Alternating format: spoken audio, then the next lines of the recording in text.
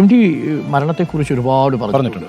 അതിലേറ്റവും ശ്രദ്ധേയമായ ഒരു വാചകം, എൻ്റെ മരണം എങ്ങനെയായിരിക്കണം എന്ന് ചോദിക്കുമ്പോൾ എം ടി പറയുന്നു, ഒരു കാറ്റത്ത് തിരി അണഞ്ഞു പോകുന്നത് പോലെ ആയിരിക്കണം എൻ്റെ മരണം എന്നാണ് എം ടി പറഞ്ഞത്. എത്ര കാവ്യാത്മകമായിട്ടാണ് അതുപോലെ മരണത്തെ പോലും മാത്രമല്ല മരണവുമായിട്ട് സന്ധി ചെയ്തിരിക്കുന്ന ഒരു ഇടവേള മാത്രമല്ലേ ഈ ജീവിതം എന്നാണ് ചോദിച്ചത്.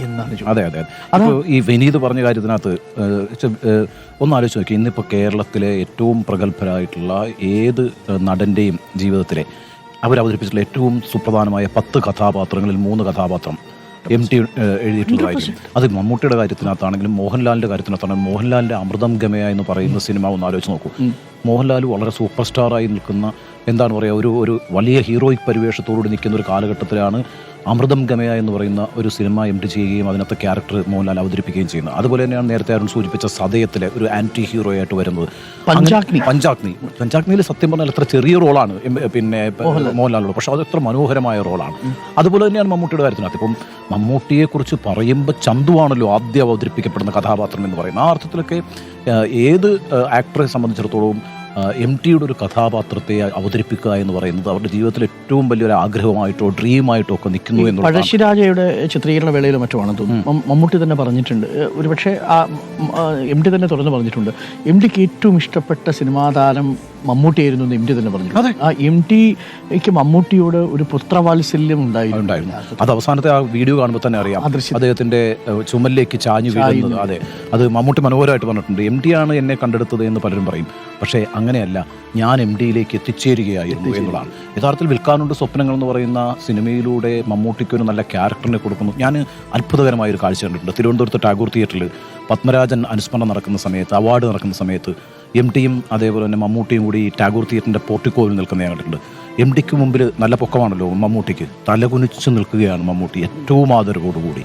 അപ്പോൾ ആ രീതിയിൽ എം ടിയുടെ വാത്സല്യം നന്നായി ലഭിച്ചിട്ടുള്ള ആക്ടർ യഥാർത്ഥത്തിൽ മമ്മൂട്ടി തന്നെയാണ് എന്ന കാര്യത്തിൽ സംശയമില്ല. അതേപോലെ ഒന്ന് ആലോചിച്ച് നോക്കൂ, ഓപ്പോൾ എന്നുള്ള സിനിമയിലൂടെ ബാലൻ കെ നായർക്ക് ഭരത് അവാർഡ് കിട്ടി.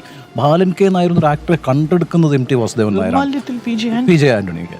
ആ അർത്ഥത്തിലൊക്കെ മലയാള സിനിമയ്ക്ക് എം ടിയുടേതായൊരു വ്യാകരണം സൃഷ്ടിച്ചയാളാണ്. എം ടി ഒരിക്കലും ഒരു ബോക്സ് ഓഫീസ് ഫോർമുലയുടെ പിന്നിൽ പോയിട്ടില്ല. ഒരർത്ഥത്തിൽ എം ടിയുടെ കഥകളുടെയോ നോവലുകളുടെയോ ഒരു എക്സ്റ്റൻഷനായിട്ട് അദ്ദേഹത്തിൻ്റെ സിനിമാ തിരക്കഥകളെയും നമുക്ക് കാണാം. തിരക്കഥ ഒരു സാഹിത്യ രൂപമാക്കി മാറ്റി എം ടി എന്നുള്ളതും വളരെ പ്രധാനപ്പെട്ട കാര്യമാണ്. എം ടിയുടെ തിരക്കഥകൾ പിന്നെ പല പബ്ലിഷേഴ്സും പബ്ലിഷ് ചെയ്യുകയും അത് ധാരാളമായിട്ട് ആളുകൾ വാങ്ങിക്കുകയും വായിക്കുകയും ചെയ്തിട്ടുണ്ട്.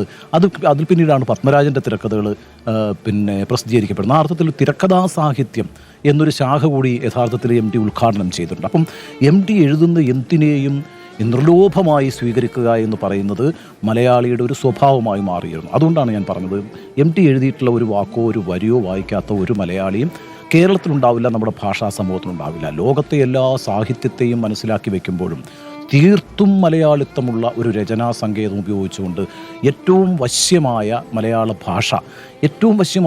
ഭാഷ ഉപയോഗിച്ചിട്ടുള്ള എഴുത്തുകാരൻ ആരാണ് എന്ന് ചോദിച്ചാൽ നിസ്സംശയം നമുക്ക് പറയാം എം ടി വാസുദേവൻ നായരാണ് എന്നുള്ളത്. മമ്മൂട്ടിയുടെ ഫേസ്ബുക്ക് പോസ്റ്റിൽ അദ്ദേഹം കുറിച്ച വരികൾ തീർച്ചയായിട്ടും ഒരിക്കൽ കൂടി അത് വായിക്കണം. 4-5 മാസം മുൻപ് എറണാകുളത്തൊരു പ്രോഗ്രാമിനിടയിൽ കാലിടറി അദ്ദേഹത്തെ പിടിക്കാനാഞ്ഞ എൻ്റെ നെഞ്ചിൽ ചാഞ്ഞു നിന്നപ്പോൾ ആ മനുഷ്യൻ്റെ മകനാണ് ഞാനെന്ന് എനിക്ക് തോന്നി. ചിലരെങ്കിലും പറയാറുണ്ട് എം ടി ആണ് മമ്മൂട്ടിയെ കണ്ടെത്തിയിരുന്നത്. കാണാൻ ആഗ്രഹിച്ചതും നേരത്തെ ഉണ്ണി ബാലകൃഷ്ണൻ പറഞ്ഞതുപോലെ അതിനായി പ്രാർത്ഥിച്ചതും അങ്ങനെ അദ്ദേഹത്തെ കണ്ടെത്തിയതും ഞാനായിരുന്നു. കണ്ട ദിവസം മുതൽ ആ ബന്ധം വളർന്നു. സ്നേഹിതനെ പോലെ, സഹോദരനെ പോലെ, ഒടുവിൽ ഒരു മകനെ പോലെ എൻ്റെ നെഞ്ചിലേക്ക് എം ടി ഇങ്ങനെ കാലിടറി വീണപ്പോൾ ചാഞ്ഞു നിന്ന നിമിഷം ആ ഹൃദയത്തിൽ ഒരിടം കിട്ടിയതാണ് സിനിമാ ജീവിതം കൊണ്ട് എനിക്ക് ലഭിച്ച ഏറ്റവും വലിയ ഭാഗ്യം. അദ്ദേഹത്തിൻ്റെ ആത്മാംശമുള്ള നിരവധി കഥാപാത്രങ്ങളെ ഞാൻ അവതരിപ്പിച്ചിട്ടുണ്ട്. ഒരു യുഗപ്പുലിമ മങ്ങി മറയുകയാണ്. എൻ്റെ മനസ്സ് ശൂന്യമാവുന്ന പോലെ തോന്നുന്നു.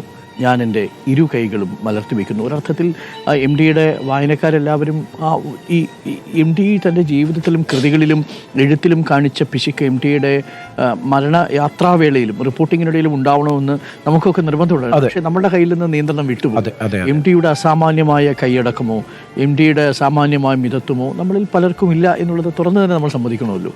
അപ്പോൾ